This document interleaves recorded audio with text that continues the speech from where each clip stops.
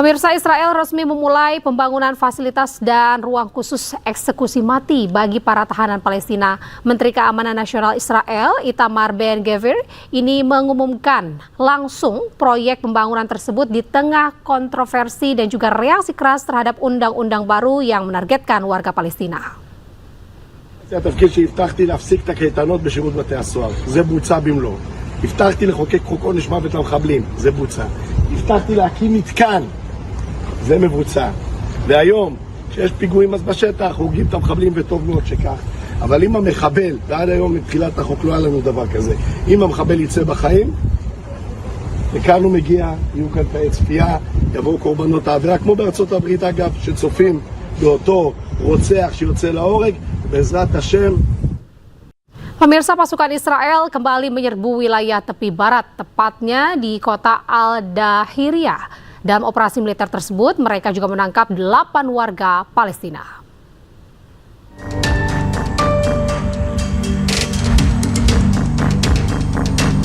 Pasukan Israel melancarkan penggerebekan besar-besaran di kota Al-Dahiriyah sebelah selatan Hebron tepi barat pada Rabu. Mereka memberlakukan jam malam dan pembatasan ketat pergerakan warga di wilayah tersebut. Dalam operasi militer tersebut, 8 warga Palestina dilaporkan ditangkap dan dibawa ke lokasi yang tidak diketahui. Pasukan Israel juga menyerbu permukiman serta menggeledah dan merusak rumah-rumah warga.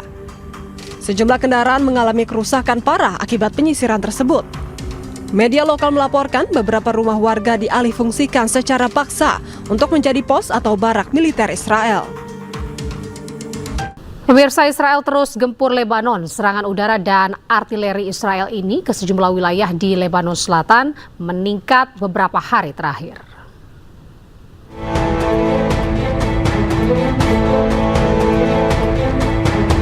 Serangan udara Israel menggempur wilayah di Lebanon Selatan, salah satunya di Ali Al-Taher. Pasukan Israel juga melancarkan serangan artileri di kota Mais El Jabal serta wilayah lainnya. Dalam beberapa hari terakhir, pasukan Zionis makin intensif melancarkan serangan ke Lebanon, terutama Lebanon Selatan.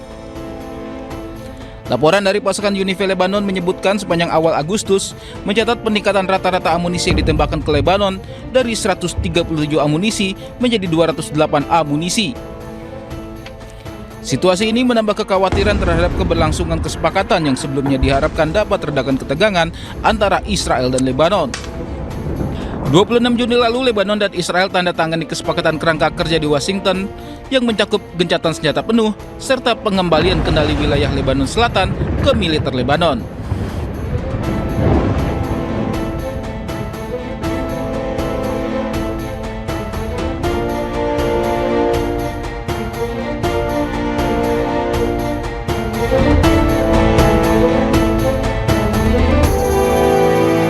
Anda kembali di Breaking News, pemirsa. Penjajah Israel membakar rumah sebuah keluarga di tepi barat Palestina. Mereka dengan keji mengusir pemilik rumah saat tengah tertidur.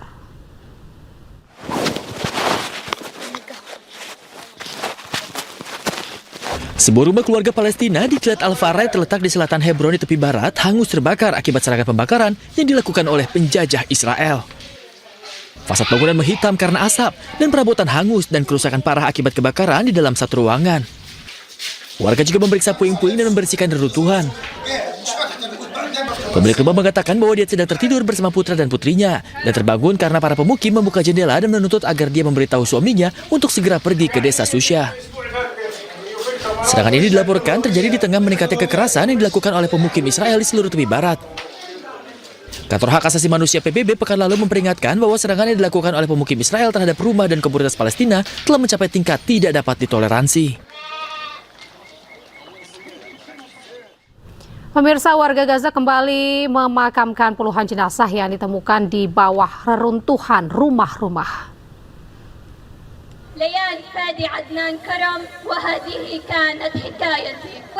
Warga Gaza menguburkan 50 jenazah setelah ditemukan dari bawah reruntuhan rumah-rumah yang hancur.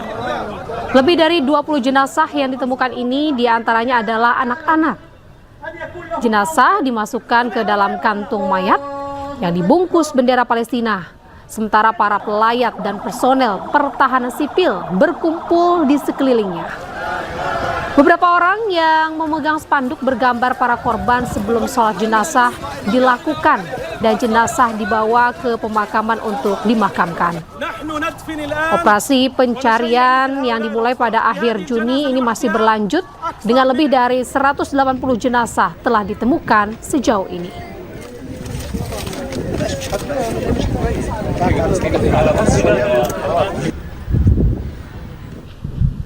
Pemirsa, pasukan pertahanan Israel IDF menutup 2 jalur terowongan bawah tanah sepanjang 2 km yang diduga milik Hamas di wilayah Gaza.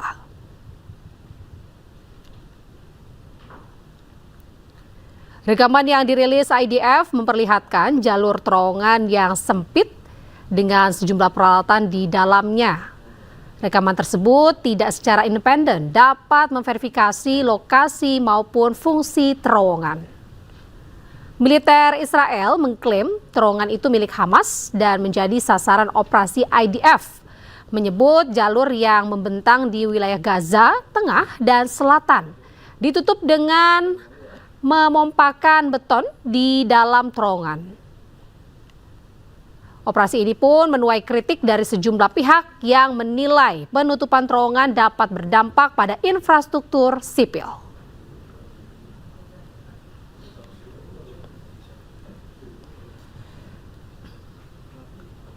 Pemirsa, puluhan pemuda Gaza mengambil besi dan juga beton dari sisa reruntuhan bangunan yang hancur. Hal ini dilakukan untuk kembali dijual atau digunakan untuk membangun dan memperkuat tenda-tenda yang menjadi tempat berlindung mereka.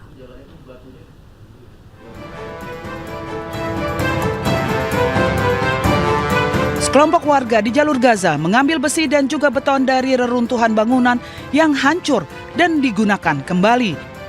Aktivitas ini dilakukan di sepanjang jalan Al-Jala, bagian timur kota Gaza. هذا زي ما انت شايف الحديد بنطلعه بجهد وتعب وموت. يعني هذا شغل اصعب شغل في العالم كله. فيش ناس في العالم كله بتشتغل في الشغل هذا بده اجتهاد وقوة بدنية يعني لدرجة يعني مستحيل. يعني احنا عمال مش متوفر كتير للشغل هذا. الشغل هذا كمان بشكل خطر كبير على العمال هذول. Media setempat melaporkan puluhan pemuda dan orang dewasa bekerja setiap hari membongkar beton dan mengambil besi untuk dijual atau digunakan guna membangun tenda-tenda yang menjadi tempat berlindung bagi warga Gaza. بيطلع بشكل صعب جدا والحديد هذا بيطلع لمؤسسات لمساجد لناس بتعمل خيم. يعني احنا بنساعد الناس كاجتهاد شخصي كمان غير انه يعني بنوفر مادة لنا وفيش اليوم انه مصاري كتير في البلد. Menurut laporan akhir yang disusun oleh PBB, Uni Eropa dan Bank Dunia, sebanyak 371.000 lebih rumah dan bangunan rusak dan hancur di Gaza. Luai Abu Raida, seorang warga Palestina Amerika, ini kembali ke rumahnya di Kusra, selatan Nablus di tepi barat. Ia kembali setelah para pemukim Israel ini mengepung rumah warga di kota itu selama lebih dari seminggu. Luai Abu Raida, seorang warga Palestina Amerika, dengan berat hati mengucapkan selamat tinggal kepada orang tuanya di Nablus tepi barat. Dikawal tentara penjajah Israel, ia kemudian meninggalkan kampung halamannya menuju Amerika Serikat. Luai Abu Raida bisa pulang kampung ke tepi barat Palestina setelah menerima jaminan dari pemerintah Amerika Serikat. Namun ironisnya, saat tiba di rumahnya, ia justru melihat para pemukim Yahudi yang dikawal tentara Zionis justru tengah mengepung rumahnya. أنا على اتصال مباشر مع السفارة الأمريكية ومع أحد أعضاء الكونغرس اللي مسؤول عنها بأوهايو وهم بيعطوني وعودات إنهم بيشتغلوا بيعملوا ضغوطات على الحكومة الإسرائيلية إنه يشيلوا المستوطنين من عند بيتي بما إنه مالك البيت أمريكي. بس للأسف لحد الآن ما في إشي فعل على أرض الواقع. Gelombang kekerasan pemukim Yahudi terhadap warga Palestina telah berkobar di seluruh tepi barat dalam beberapa bulan terakhir.